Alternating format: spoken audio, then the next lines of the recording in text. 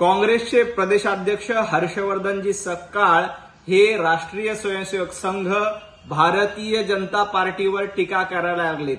अहो हर्षवर्धनजी, तुम्हाला अजून काँग्रेस कळलेली नाही।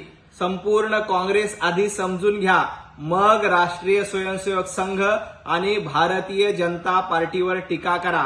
पंतप्रधान नरेंद्र मोदीजी यांना इथल्या 140 कोटी जनतेनं आशीर्वाद दिले, तर देवाभाऊंना महाराष्ट्रातील 14 कोटी जनतेनं आशीर्वाद दिलेत। त्यामुळे मोदीजी पंतप्रधान आणि देवाभाऊ मुख्यमंत्री झालेत। आपली काँग्रेसची अगरबत्ती कुठे आहे? काँग्रेसची महाराष्ट्रातील अवस्था काय आहे?